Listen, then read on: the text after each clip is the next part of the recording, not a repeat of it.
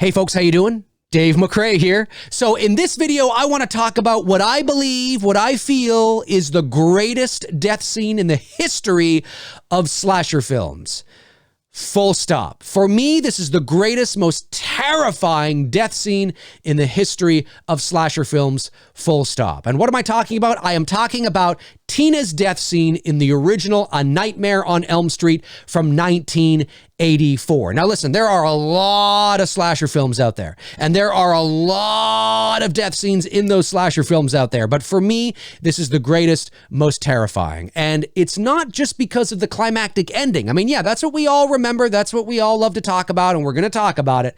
But I'm going to give some love here to the journey that precedes that, the journey, the build towards that, because it's not just the climactic moment, it's the journey. It's the entire dream sequence. It's the journey the character is on. Listen, depending on the subgenre of horror, you can have payoff after payoff after payoff, but if you don't have, a journey that precedes it, whether that's suspenseful or scary or frightening or funny or, whatever, right? Depends on the subgenre. The payoff doesn't really mean anything. You want the payoff, you want your audience to feel something. And this journey, this dream sequence that Tina is on is frightening and scary, just as frightening as the actual payoff. So let's talk about it. Okay, well, let's start with the dream sequence, or the beginning of the dream sequence, I should say. So you have Tina in bed, right? She's in bed. And another thing that I love about the original Elm Street as well is that all the dreams feel very sort of grounded in reality, if you will. They feel like real dreams that we would have. They take certain things that the characters experience when they're awake, and they use sort of the way that the subconscious would present those things to you in a dream. It feels very real. It feels very much like how the subconscious works when it comes to dreams. As the series went on, the dream sequences became more sensational and crazy and weird, and it was just, there was really no sense of reality at any given point. But with the first Elm Street, that's there. So when Tina wakes up in the middle of the night, you don't know that she's dreaming. I mean, there's no like dream hue over the picture or reverb on the voice or something that tells you, oh, by the way, she's dreaming. No, you don't know that. You have no idea. It looks like she's just waking up because she hears stones, little rocks being tossed out her window, right? And she tries to wake up Rod, and Rod's like, she's like, fuck. And then a larger rock hits the window, and she's like, what the fuck was that? And the music's like, it's like, whoa, you know what I'm saying? And she gets up and she walks over to the window and the lighting and the moonlight and shit and all that kind of stuff. And then she's like, what's going on? And then another rock hits the window and like cracks the window a bit. And she's like, what the fuck? And she hears Tina. And it's like, whoa, it's eerie shit, man. It's eerie shit. And then she makes her way down the stairs to the porch. She turns on the lights, kind of quiet. You hear the crickets, and she opens the door and she's like, hello. And then you hear Tina. It's like, whoa, man. Sounds a little more demonic, but you don't see him. You don't see anything yet. And Tina's like, who the hell is that? And it's like, what the fuck? We start Tina, and then Tina. Oh, it's awesome. It's eerie. I've always felt that was eerie shit. It's eerie shit, man. It's eerie shit. And then she walks out and she walks into the alleyway, and then there's the trash can lid that, spins around and hits the road, and she looks over and she sees the silhouette of this guy. It's like, what the fuck is this? And then Freddy comes around the corner and he's got these long arms and shit.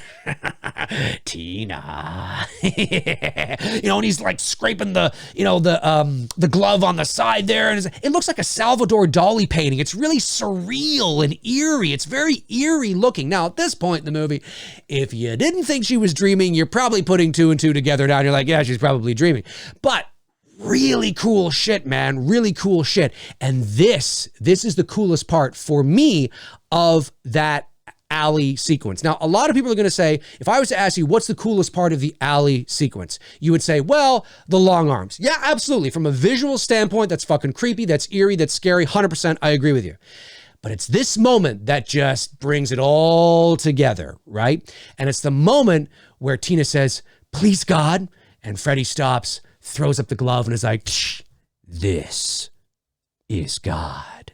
And it's like, oh, now listen, we've heard that line 1,000 times. We're so desensitized to these movies now. We know it's coming. Yeah, it's a cool line. Oh, that's kind of cool. It goes over our heads. But when you really think about that line, it's so powerful. Freddy Krueger, for all intents and purposes, is the antithesis of God. He's the devil. He is the devil, and he possesses such an immense amount of power. He has the ability to take your life like that. And when he holds up that glove, it's two things that are happening. He's holding up the glove, and he's talking about the glove, and he's talking about himself. The "this is God" has two meanings. It's this, the glove, this is God, because this can take your life. And he's also talking about himself, because he holds up the glove to his face and you see his face a little bit more, and it's like, no, me, I, this, what I am, because he's he's a dream demon, right? This, me, I am God. Oh, it's like, fuck, because he's obviously not. He's quote unquote the devil. You know what I mean? He is the antithesis. But he possesses so much power. It's like, no, bitch. In this world, I'm fucking God. I'm God. I am God, right? This is God. Extremely powerful line. You don't think about it in that way because it's just like a cool line. But when you really break it down and you look at the different layers that are there, it's like, oh my God, yes. Like, it's like, you're done. You're done. No, I'm God. Just amazing.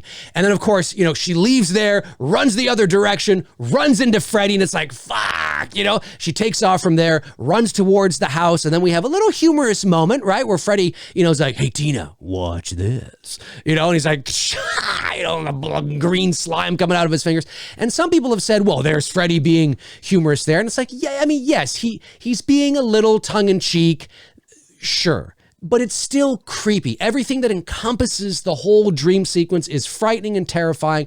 And although he's being a little silly there, it's not overly humorous. I've never laughed or felt it was overly humorous whatsoever. It's more creepy and frightening, I think, than it is outright funny. It's not no screaming while the bus is in motion. I mean, you know what I'm saying? Okay.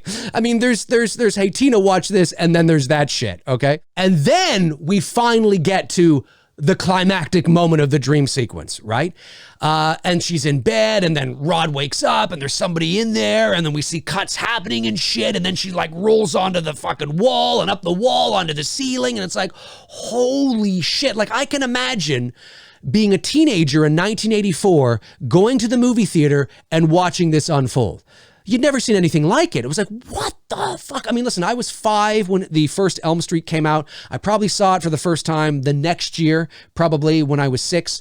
And I was like, what the fuck? Even my 6-year-old brain was like, what the fuck? I can only imagine what a 16-year-old brain was doing at that time. Incredible visual, right? I mean, just amazing. She's bloody and everything, and she's screaming, and there's like this wind tunnel kind of sound to the sound design, like more like that, like it's really strange and weird, and she's crawling up and she's like, and it's like, what the fuck? And then her head spins around and hits Rod, and he falls into the corner and smashes the light, and he's there and he's like, Tina, and she's like, and it's like, what the fuck? It's everything. Yes, that climactic moment is like, what? But it wouldn't be the what for me without the lead up, without the journey that the character was on. So when I think of Tina's death scene, when somebody says, what's your favorite death scene? I think of that whole sequence. They go hand in hand. It's all part of her death. Is the journey to her death is just as important for me as the death in and of itself. But listen, I mean, there's no taking away the impact of that visual of her crawling on the ceiling and shit. Of course, we know that's a rotating room and all that kind of stuff. Really, really cool shit way back in the day. Practical effects, obviously. It's frightening. I mean, just the way he's screaming and the way she's crawling and the blood and this, and it's like, what the fuck is going on? Holy shit. I mean, imagine watching that in 1984 in the theater going, holy fuck. Like, I mean, we're so like today, it's not a big deal. It's not a big deal anymore because we're so desensitized now. But man, what a frightening payoff. What an absolute epic payoff.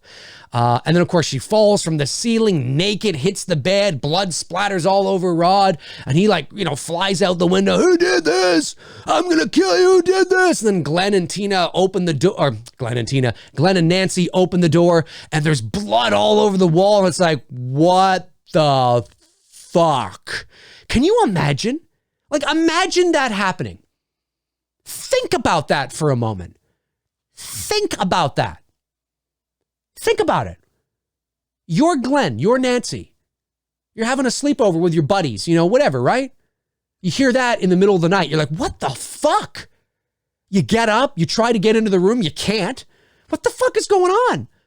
Finally, you get in, and that's what you see. Imagine that for a moment. And it's real. Not a practical joke. It actually happened.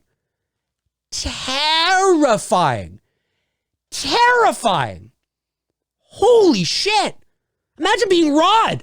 Imagine being Rod in the corner. Holy fuck. Looking at what the fuck is going on? What is this? Holy shit. What is this? We can't even imagine, because obviously that's literally impossible. But imagine if it was actually happening. Actually happening. Terrifying. What the fuck am I watching? What the hell is this? How are you doing that? What the fuck is going on? It's terrifying. Terrifying. It's the greatest, most terrifying death in the history of slasher films, in my opinion. And that doesn't mean there are not other great deaths in slasher movies. There are. There's a lot of great deaths in slasher movies. There's a lot of great deaths in slasher movies that could even rival this one. But man, every time I watch it, I'm like, fuck, this is great. This is great. This is brilliant. This is great. Like, I can imagine writing that in the script and being so fucking excited about that. Maybe not knowing how we're going to do it and whether or not we're going to have the budget to actually do this, but writing it, like actually writing it and visualizing it and writing it down on the page and reading it back. Oh, it'd get me so excited. I'd be like, fuck, yes. Amazing stuff. Anyways, folks, my name's Dave McRae. Comment below and let me know your thoughts. I want to know for you what the greatest, most terrifying death is for you in all of slasher movies. Because remember, just because, you know, what is the most terrifying to you may not be your favorite, right? Maybe your favorite is the most terrifying, okay? They can be mutually exclusive to each other, but not necessarily. So what I specifically want to know is for you, what is the scariest, most terrifying, greatest death scene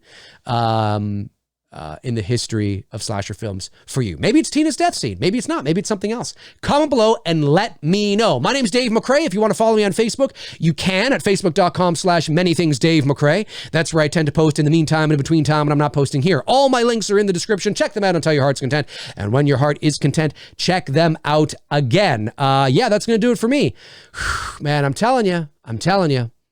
Tina! Oh my God. Rod. What the fuck? This is God.